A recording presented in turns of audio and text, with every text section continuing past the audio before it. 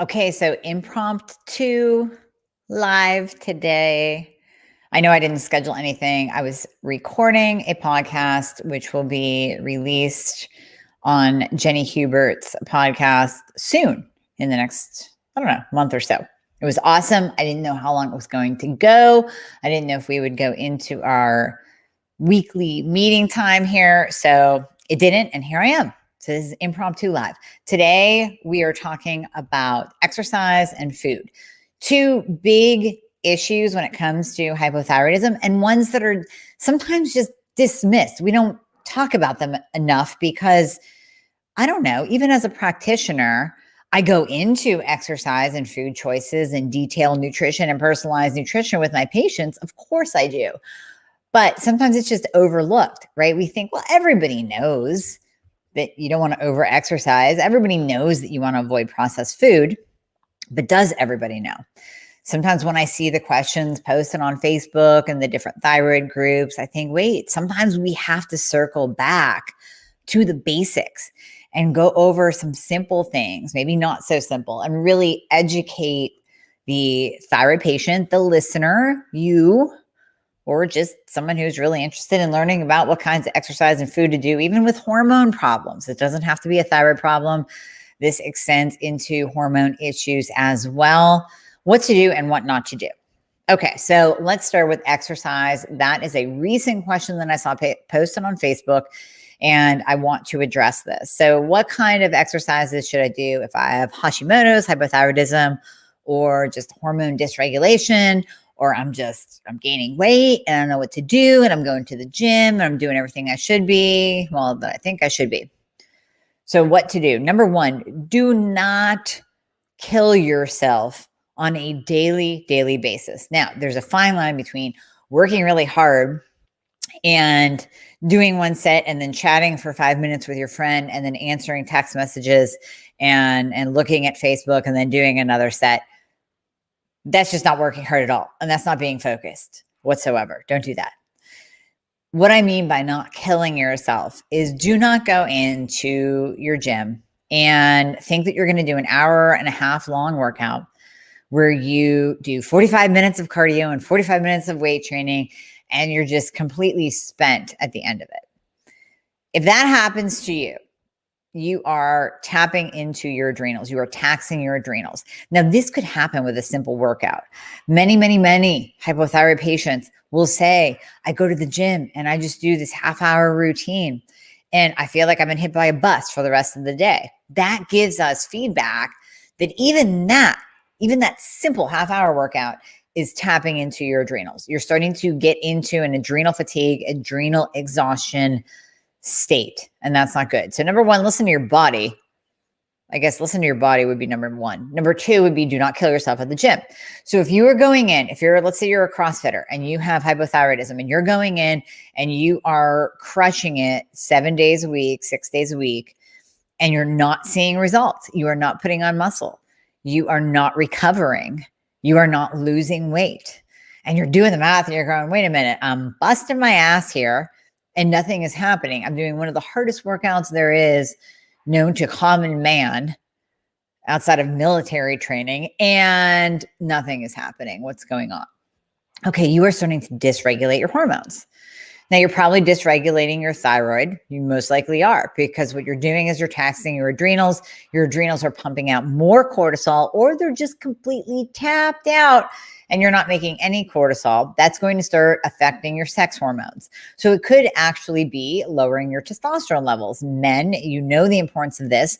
You need normal, did I just say normal? You need optimal testosterone levels to keep yourself from having a heart attack, to having a libido, to being able to get through a workout, to being able to put on muscle mass. You need that testosterone level to be optimal. Ladies, you do too. So in order to put on lean, sexy muscle, in order to be able to burn body fat, you need an optimal level of testosterone. If you are crushing yourself at the gym and your adrenals are being taxed and your thyroid's all thrown off, you're not going to have a good level of testosterone. That's going to drop. So we can see the trickle down effect by you being a cardio queen at the gym, by you overdoing it at the gym. We can see that trickle down effect in all of your hormone systems, in the entire endocrine system. We can see it. Now, we have to find that fine line between killing yourself at the gym and getting a really good workout, being efficient, getting in, doing the job, and getting the hell out of there. Okay, so my tip number 3 would be get off the damn cardio machines. If I see you running on a treadmill or going to nowhere on an elliptical, I'm going to come over and pull you off and throw you into the weight room and put a set of weights in your hand. Pick up the weights. Ladies, do not be scared of lifting heavy. There is no chance, 0 chance of you bulking up and getting too muscular, or, everybody says, I don't want to bulk up. You're not going to unless you are taking exogenous testosterone, like steroid, artificial testosterone at high levels. That's the only way you are going to bulk up, because ladies, you just can't. You don't have the genetics. Now, maybe you're a former gymnast or a swimmer and you have some nice cap shoulders. That's cool. Maybe you're like, those grow so easily. All I have to do is pick up a weight. Okay, that's fine. Go do legs. Then, do some bicep curls, but do the heavy lifting in order to build that lean muscle mass that is more metabolically active. And that heavy lifting, unless it's done for an extended period of time, is not going to tax your adrenals. So you're not going to go into that adrenal fatigue, adrenal blowout, that high cortisol release. You're not going to do it. Lift heavy weights. Do not go for a run. Just don't do it. I can't tell you how many patients I have that have trained for a marathon or a half marathon and gained weight in the process. Running is stupid. Running is detrimental to your body. I get it. If you get that runner's high and you want to go for a jog once a week, go out, go on a trail run, get out of the house, go into nature, do your thing. But if you're doing it every day, thinking it is going to control your body fat, or thinking that the end game is going to be a healthier heart and a leaner looking body, I want you to think of this comparison. I want you to look at a sprinter on the Olympic team, right? We have the Olympics coming up. Think of your sprinters. They are lean. They are muscular. They are cut. They look like they could walk onto a bodybuilding stage and do a couple poses and win and take home first place, because they do high intensity interval training. They do fast cardio, right? It's a burst and then they stop. And then you do a burst and then you stop. You're not going to see a world-class Olympic sprinter plugging away on the treadmill day after day. Here we go. Oh, did I hit my 45 minutes? Maybe I'll do a 2% incline today. They're not going to do it. Now look at your typical marathon runner. I don't mean the ultra marathons. I'm not talking Ben Greenfield. He's a beast. He's awesome. I'm talking your typical marathon runner training day after day. Well, today is my 5 mile day. And then next week is my 12 mile. I don't know what the schedule is. I've never run a marathon, nor do I ever want to. Your typical marathon runner is a skinny fat. If you're a marathon runner, do not get mad at me. Do not. If you're lifting weights, then kudos, you're doing it right. If you are running every single day, I want you to pick up your arm and I want you to grab the skin behind your tricep. If you can grab too much skin, you're a skinny fat. You might be nice and lean. You might be the weight that you want to see on the scale. But if you're grabbing a whole bunch of skin, there's a whole lot of muscle there. That's a skinny fat. You are burning off your muscle tissue when you run every day. Day in, day out. 45 minutes. Got to get that hour in. Got to get the 5 miles in. Got to get the 8 miles in. You are literally burning off your muscle tissue, pounding your joints. And again, we're coming back to tapping into cortisol and crushing your adrenals. Now, high cortisol for my thyroid patients, that's going to interfere with T4 to T3 conversion. Low cortisol, when you're bottomed out, now we have to start getting into treatment of that low cortisol. Some of you will need hydrocortisone. We don't use it often, but you might need it. We might actually need to treat your adrenals if you completely crash them into a flatlined low. And that treatment is tough to do. Hydrocortisone can cause weight gain. It can spike your insulin levels. You don't want to get into that. So let's just nurture the adrenals as they are and take care of yourself and get some balance in your life. Go do the weights, get off the cardio. I will tell you a story. I stopped cardio completely stopped cardio about 2 years ago, I think it is. Now, I had been trickling off the cardio thing for probably the last 10 years or so, totally off cardio for 2 years. The only time you will see me on a piece of equipment, it will be for no longer than 5 minutes. It is to warm up. It is literally to go on that stairway to nowhere and do every other step and squeeze my leg back and I squeeze my butt and I get the circulation going. That is the only time you will see me on a piece of cardio equipment. Otherwise, you will see me lunging to get my heart rate up. You will see me supersetting to get my heart rate up. Hot yoga gets my heart rate up. And it also taps into the parasympathetic nervous system, which reduces cortisol and balances out our stress hormones. So you can do other things that will get your cardiovascular system going and will get your heart rate up without completely crushing yourself doing long, steady state cardio. So I go back to the marathon runner, that high intensity interval training, those bursts, right? So whether you're doing a circuit at the gym, you're throwing in some wall balls. If you're at something like an Orange Theory or here iRock Fitness, they have those high intensity interval circuits to where you do feel like you're going to die for maybe 5 to 10 minutes. And then you're working on your muscles. You're working on building lean muscle. You're doing a little bit heavier weight, lower rep. You're slowing it down. You're focusing on that contraction of the muscle so it can break itself down and then grow. That's what we want. We want that lean muscle tissue. Even if you're a woman, lean, sexy muscle tissue will keep your metabolism going, and that will keep your body fat down. Now, what's the benefit of keeping your body fat down? Number one, you won't hold estrogen. So men and ladies, your body fat holds estrogen. So we're seeing so much more estrogen dominance right now. And we're seeing high estrogen levels in men, in women, in kids.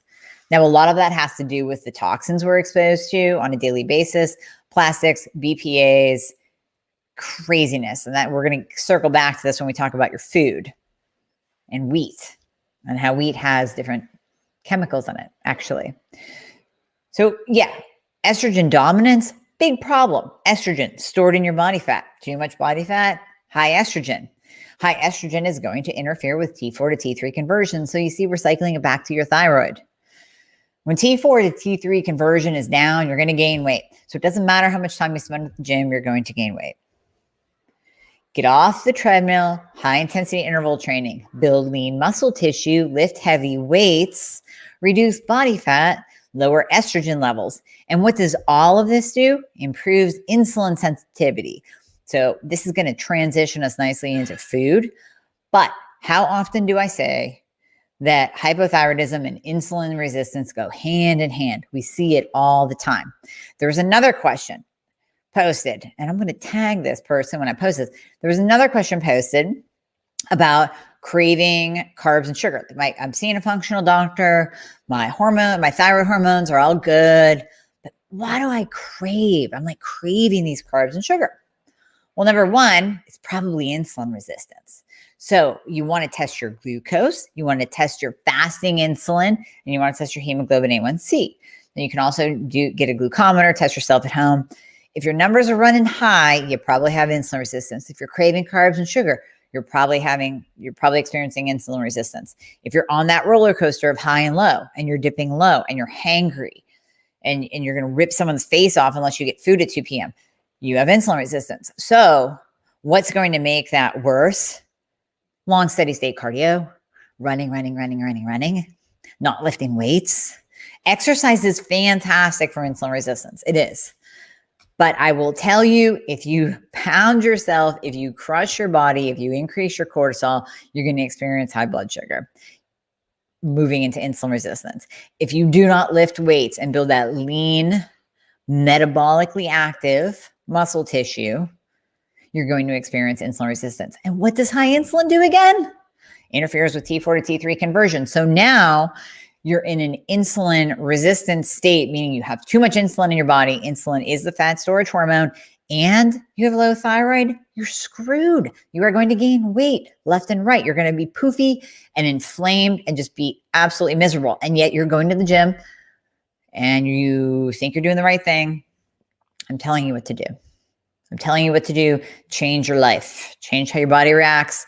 Change your stress response and your cortisol and balance your hormones and get your thyroid on track. It's going to be a beautiful thing. And last but not least, before we move into food, add in a chill day. It can be hot yoga for my type A personalities. I know you don't want a chill day. You don't want to just take a walk. You don't want to just do stretching on the floor. There's no effort in that. So do hot yoga. You will be deep heating your muscles. You'll be tapping into the parasympathetic response. You will be down regulating your cortisol, and you're going to get your heart rate up and feel like you really worked out. After hot yoga, I feel a little bit beat up. So am I tapping into my cortisol? Probably a little bit, because my heart rate will get up into the 170s sometimes, depending on how hot it is. But I get that detoxification reaction. I get that sweat going. Next on my list, coming very, very soon, is an infrared sauna that is made for hot yoga. So I can actually do hot yoga in my sauna. Many of you know I'm doing it in my spare bathroom with a Cove infrared heater. This bad boy, infrared sauna, gonna have infrared all around. I mean, it's got bells and whistles.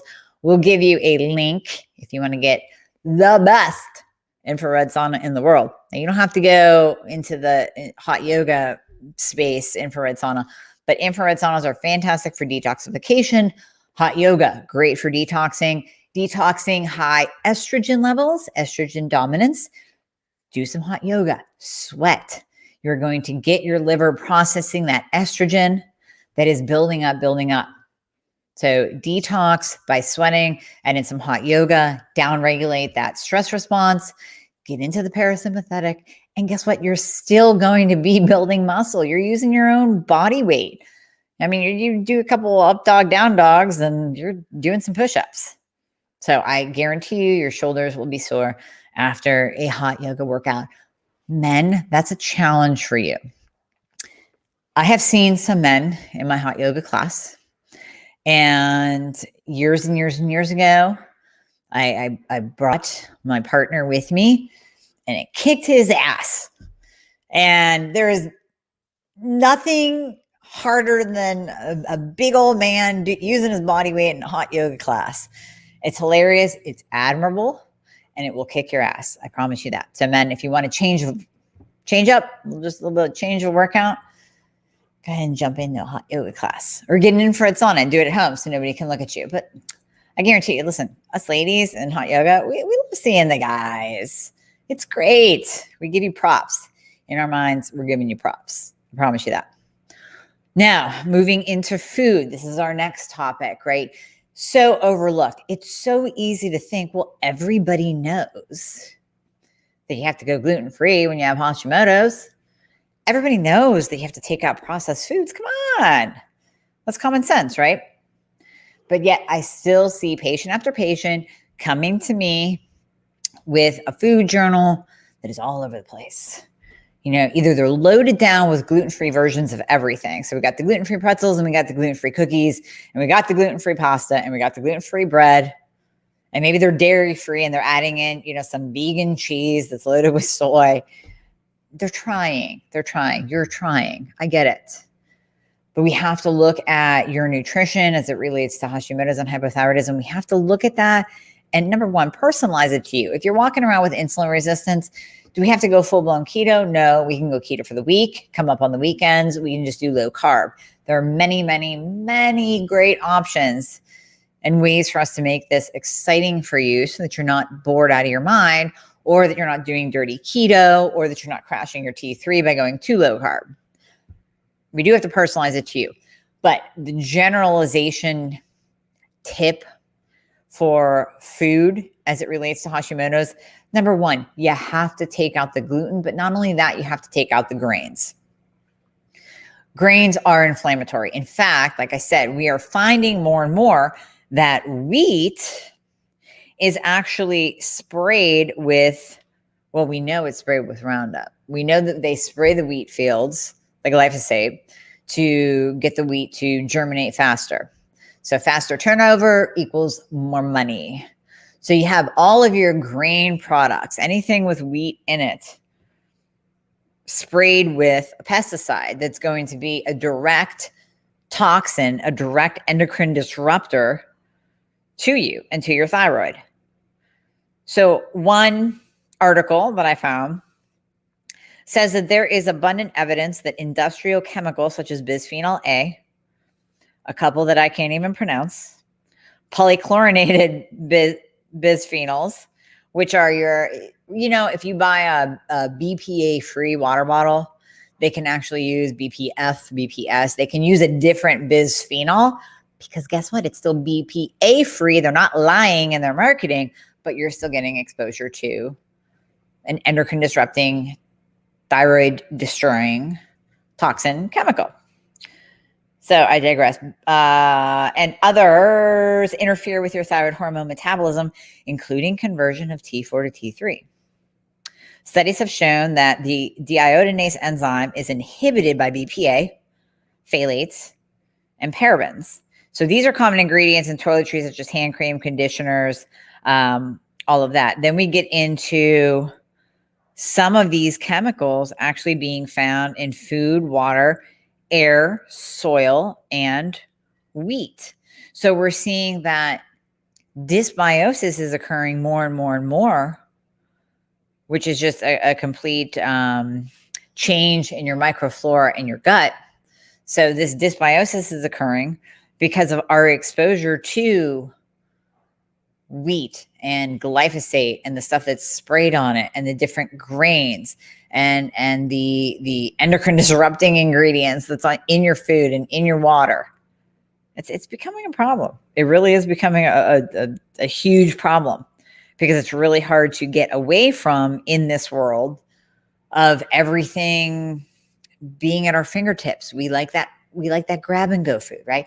We want to go to the convenience store and grab a bar because we're starving and we're running around. We probably have insulin resistance, so we're craving carbs and sugar. And we grab things with oats because we think, hey, oats are good for you. Well, nowadays they're sprayed. We grab things like the gluten-free bread. Well, that still has potato starch and that still has other types of grains in it and more sugar that's just taking the place of the gluten-free. When it comes to food, unfortunately, you're not going to like this answer, but just go simple. Just eat food that is made by God. I mean, eat a cow, eat a chicken, eat some seafood if it's not farm raised, eat some vegetables, eat fruits if they're in season, not too much if you have insulin resistance. If you want to make some cookies and you're grinding your own almonds, you're getting some almond flour and you're getting some cassava flour and you're using real antioxidant rich cacao or dark chocolate, and you're using Kerrygold butter and coconut oil. Listen, all of that is great. You can make a kick-ass chocolate chip cookie with that. If you go to the store and you buy the Pepperidge Farms gluten-free, you're going to see a laundry list of ingredients.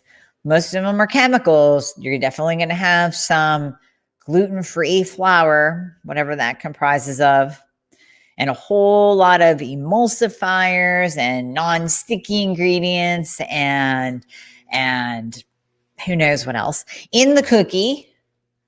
And then, of course, we have to make it sweet. So it's gluten-free, but it's not low carb.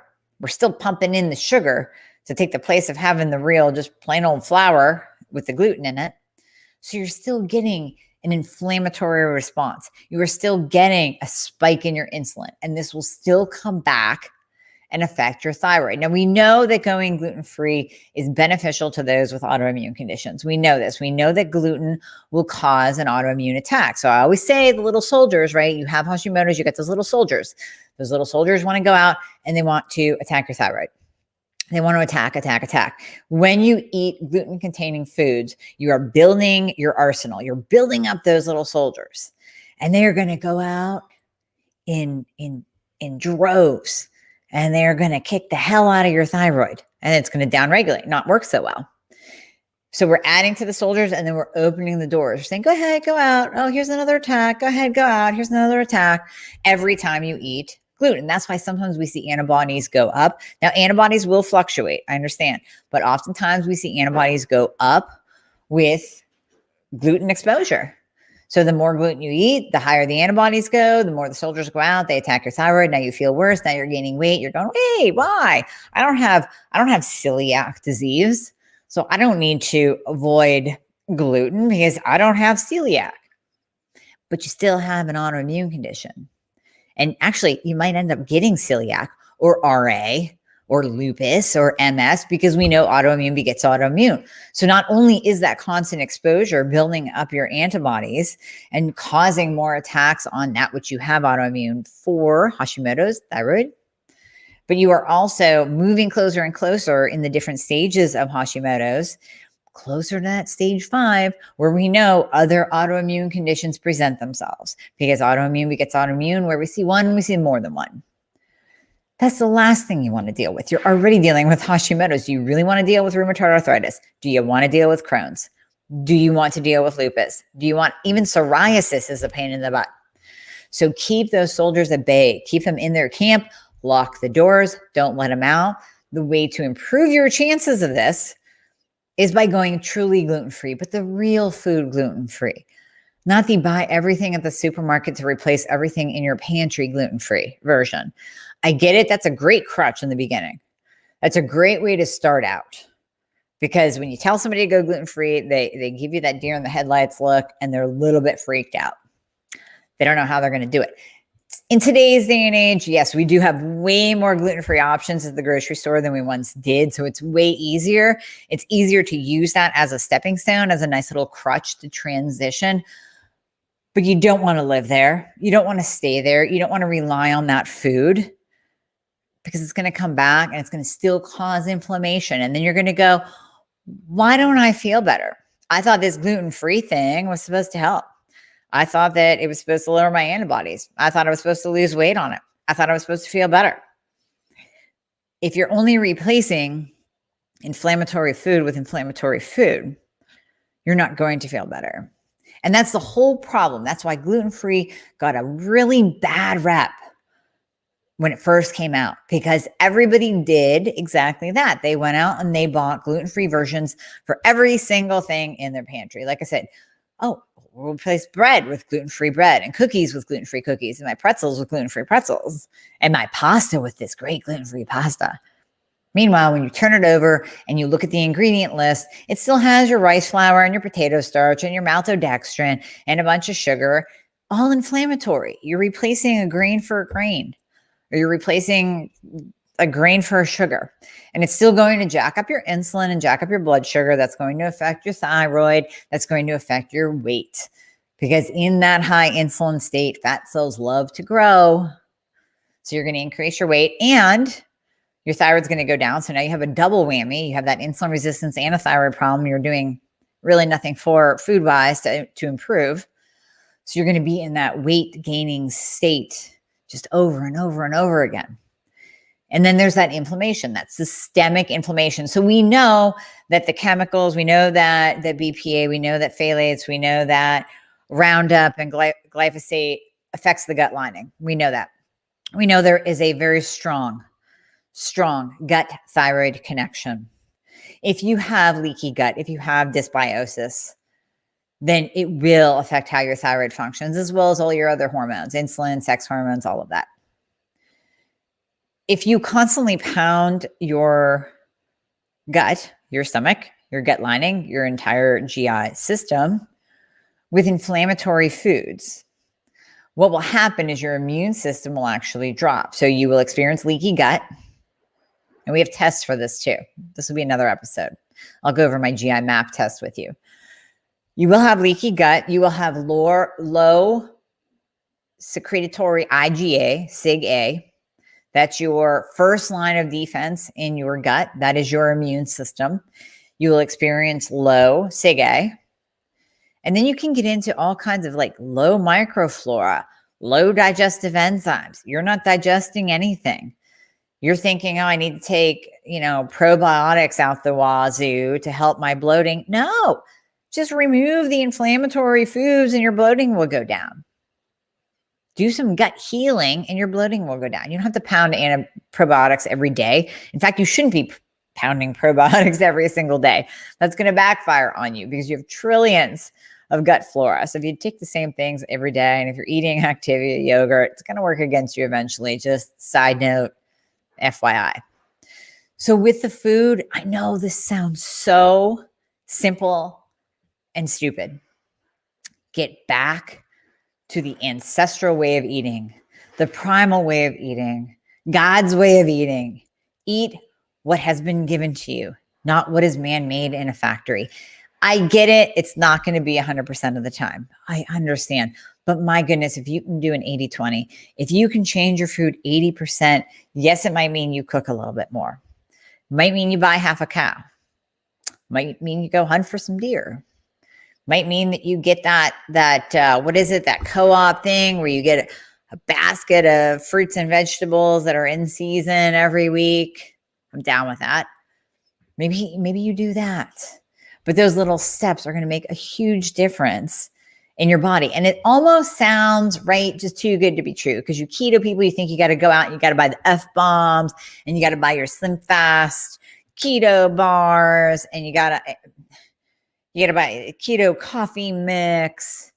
You can go back to the basics, whether you're keto or you're low carb or you're AIP or you're paleo or you're primal, get back to real food. And if you want to make yourself an F-bomb, then grind up some macadamia nuts, use some real cacao powder, make your own. Don't buy the ones at GNC that's packaged F-bomb. No, make your own fat bombs if that's what you're jonesing for. Grab some real dark chocolate. Your taste buds will adjust to the 85%. I swear to God. Maybe even to the 90%. Maybe even to the baking chocolate. Eat the real food. That is my advice to you. Don't make it too complicated.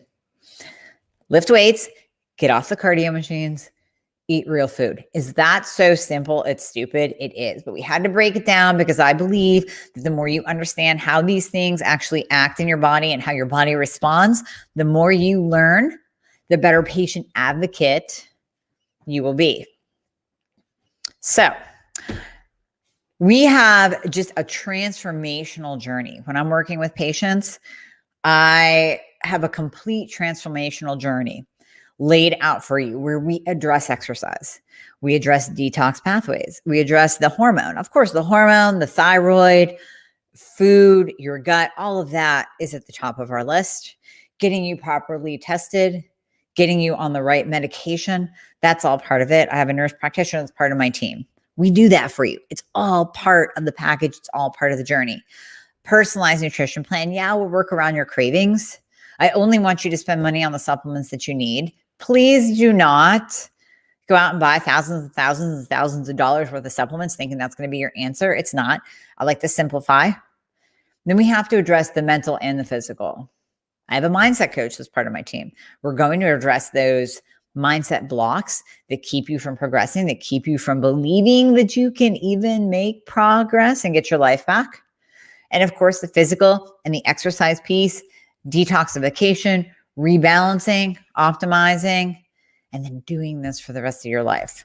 So total transformational journey for you. If you do want to learn more, you can click on the book a discovery call link in the show notes. And I would absolutely love to talk to you. You can also go to my website at dramiehornaman.com. That's dramiehornaman.com and click on book a call. You can schedule a time that works for you. And we will get you your life back. I promise you. I promise you. So I am accepting new patients right now. Definitely book a call. It's a little bit of a wait in order to get your first appointment, but definitely book a call so we can get you on the schedule. Okay, I want to take a couple questions before I run. Miss Debbie, no cardio for me. I only lift weights. Yay! That's why I love you, Debbie. Lisa, what is optimal for testosterone? Great question. For women, I like right around like 30 to 40. 30 is a little bit on the low side. I like closer to 40 or above. Some women just do better. I had one patient last week. What her test is like, I don't know, 200. It's like low for a dude, but really high for a woman. She feels great. No side effects whatsoever with a test that high. Might be an anomaly, but still. So I like to say, Lisa, over 40. And then we just have to find what works for you where you're not getting the androgenic side effects. Tracy, you almost made me fall off my treadmill. Get off your damn treadmill. Get off. I'm going to pull you off your treadmill. Elaine, Tai Chi. Yeah, Serenity now, insanity later. Oh, George Costanza is my hero. Serenity now. Okay, Miss Elaine. Oops, I forgot to say hi. Hi. And Kerrygold. Yay. Yay. I love Kerrygold butter. I can eat it. I challenge you this, right? If you have not had Kerrygold Irish butter, I want you to get one, and then I want you to get your Land O'Lakes, right? Or even your stupid organic grass-fed Wegmans butter, right? No, it's not the same. I don't care. It's not the same. Go ahead and get them side by side. Take a knife, take off a little piece of butter and eat it. And then take off a little piece of butter and eat it. The Kerrygold would be like heaven in your mouth. Yes, you can actually eat butter. So if you're craving sweets, like salty sweet, sometimes a little pat of butter, just let it melt in your mouth. You think I'm crazy until you do it. Just try it. Okay. Are body weight exercises enough? So Shaquila, maybe, I like weights, body weight exercises are great. If you have a pull-up bar, you can, put a band around it, do some pull-ups. You're at least, getting assistance with some of your body weight. Definitely push-ups. I love women to be able to do at least a couple of push-ups with their own body weight, knees off, start with your knees on, graduate to knees off, keep those elbows in, keep everything nice and tight to you. You don't want to be doing push-ups way out here where your shoulders are getting taxed.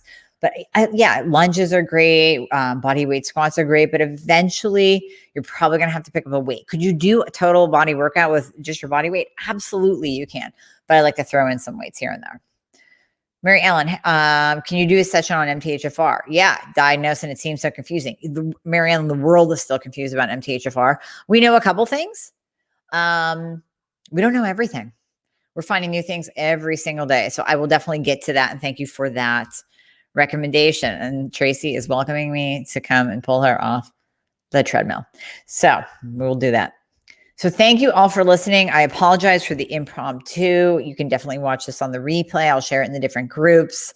It was very last minute, very unexpected. Didn't think I was going to make my time with you here today. So I'm glad I did. We talked about a great topic. Please share this with anyone that cares to listen, and subscribe to the Thyroid Fix podcast, because there you're going to get to binge listen to all of this information just over and over again. Okay, I will see you guys next week.